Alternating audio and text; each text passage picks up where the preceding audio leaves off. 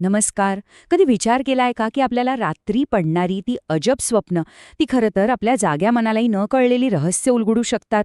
चला तर मग आज आपण आधुनिक विज्ञानाच्या चष्म्यातून स्वप्नांच्या याच गूढ दुनियेत एक सफर करूया. हा प्रश्न आपल्या सगळ्यांनाच कधी ना कधी पडतो, नाही का? म्हणजे रात्री पडणाऱ्या त्या विचित्र कथा, कधी आपण उडतोय, कधी कुठेतरी धावतोय, या सगळ्याचा खरंच काही अर्थ असतो? की हा फक्त आपल्या मेंदूचा एक रँडम गोंधळ? तर निरर्थक गोंधळ ही कल्पना ना ती पूर्णपणे बाजूला सारा. कारण मेंदूविज्ञान सांगतं की आपली स्वप्न ही काही साधीसुधी गोष्ट नाहीये. उलट ती आपल्या मनाच्या आत डोकावून बघण्याची एक मोठी खिडकी आहे. चला तर मग हा वैज्ञानिक प्रवास सुरू करूया. तर मग या स्वप्नांना गोंधळ म्हणून नाही, तर मेंदूने तयार केलेली एक अप्रतिम कलाकृती म्हणून बघूया. ही एक खूपच गुंतागुंतीची आणि हो, तितकीच अर्थपूर्ण प्रक्रिया आहे.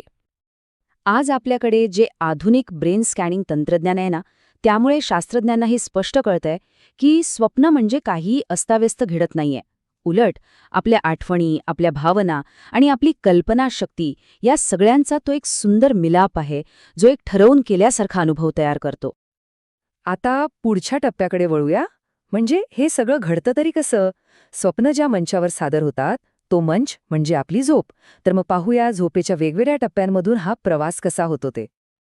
बघा, आपली झोप साधारणपणे 90-90 मिनिटांच्या सायकलमधून जाते. पहिल्या टप्प्यात आपण हळूहळू झोपेत जातो. दुसऱ्या टप्प्यात मेंदू आठवणींवर काम करतो. तिसऱ्या टप्प्यात आपलं शरीर स्वतःला रिपेअर करतं. आणि मग मग येतो चौथा आणि सगळ्यात महत्वाचा टप्पा, आरईएम स्लीप, जिथे खरी गंमत सुरू होते. आरईएम आणि नॉन आरईएम झोपेमध्ये खूप मोठा फरक आहे. आरईएम झोपेत आपला मेंदू प्रचंड सक्रिय असतो, पण शरीर मात्र पूर्णपणे शांत, जवळजवळ पॅरालाइज्ड असतं. आणि याच अवस्थेत आपल्याला स्पष्ट एखाद्या सिनेमासारखी कथानक असलेली स्वप्न पडतात. याउलट नॉन आरईएम झोपेत मेंदू शांत असतो आणि स्वप्नही अशीच काहीतरी विखुरलेल्या विचारांसारखी असतात. हा आकडा खूप काही सांगून जातो. आपल्याला जी स्पष्ट कथा असलेली स्वप्न आठवतात ना, त्यातली तब्बल 80% स्वप्न फक्त आणि फक्त आरईएम झोपेतच पडतात. म्हणूनच ही अवस्था स्वप्नांसाठी इतकी महत्वाची मानली जाते. चला, आता जरा स्वप्नांच्या फॅक्टरीमध्येच एक चक्कर मारूया. इथे मेंदूचे वेगवेगळे भाग एकत्र येऊन ही स्वप्न कशी तयार करतात ते पाहू.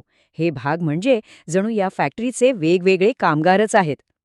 आपल्या स्वप्नांमध्ये ज्या तीव्र भावना असतात ना, मग ती भीती असो, आनंद असो किंवा आश्चर्य, त्यामागे या अमिगडालाचा हात असतो.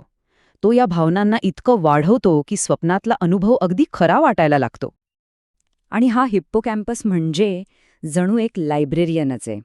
तो दिवसभरातल्या आठवणी गोळा करतो आणि त्यांना जुन्या आठवणींसोबत असं काही मिक्स करतो की स्वप्नांची एक पूर्णपणे नवी विचित्र कथा तयार होते. म्हणूनच तर आपल्याला स्वप्नात काल भेटलेली व्यक्ती आपल्या लहानपणीच्या घरात दिसू शकते. अच्छा, पण मग आपली स्वप्ने इतकी विचित्र आणि लॉजिक नसलेली का असतात? याचं कारण म्हणजे जो फ्रंटल लोब नावाचा भाग आहे ना, जो तर्क, नियोजन, काय बरोबर काय चूक हे ठरवतो, तो आरईएम झोपेत जवळजवळ बंदच असतो.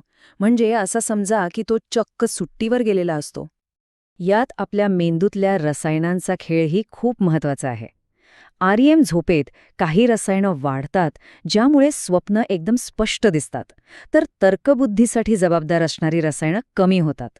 हे एक असं परफेक्ट कॉकटेल आहे, जे एकदम स्पष्ट आणि तरीही अतार्किक स्वप्न तयार करतं. ठीक आहे, पण आपलं मेंदू हे सगळं करतं तरी का? म्हणजे आपण स्वप्न का पाहतो? या मोठ्या प्रश्नाचं उत्तर शोधण्यासाठी आता आपण काही प्रमुख वैज्ञानिक सिद्धांतांवर एक नजर टाकूया. एक सिद्धांत असं सांगतो की स्वप्न म्हणजे धोक्याच्या परिस्थितीला तोंड देण्यासाठी एक प्रकारची व्हर्च्युअल रियालिटी ट्रेनिंग आहे.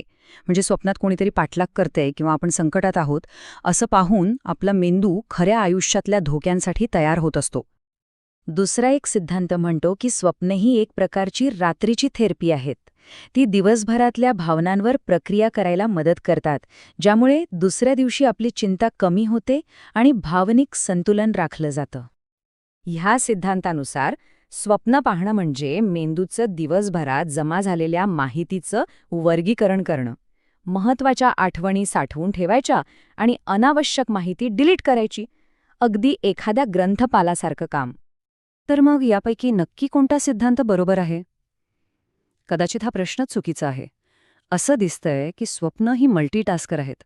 ती एकाच वेळी अनेक कामं करतात. धोक्यांसाठी सराव, भावनांना शांत करणं आणि आठवणींना व्यवस्थित लावणं.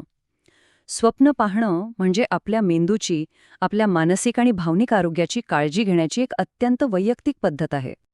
चला, आता आपण स्वप्नांच्या विज्ञानाकडून त्याच्या व्यावहारिक वापराकडे वळूया.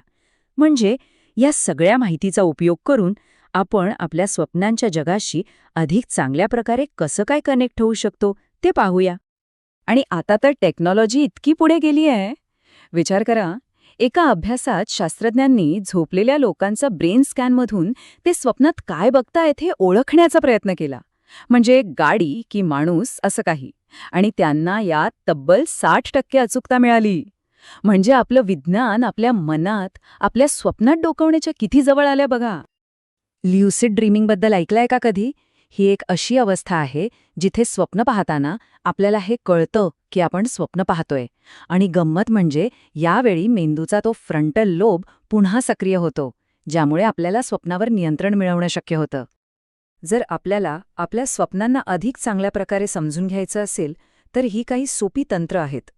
झोपेतून उठल्या उठल्या स्वप्न लिहून काढा. दिवसातून 2-3 वेळा स्वतःला विचारा की मी स्वप्नात तर नाही ना. आणि सगळ्यात महत्त्वाचं, पुरेशी REM झोप घ्या. यामुळे स्वप्न आठवायला आणि त्यांचा अर्थ लावायला नक्कीच मदत होईल.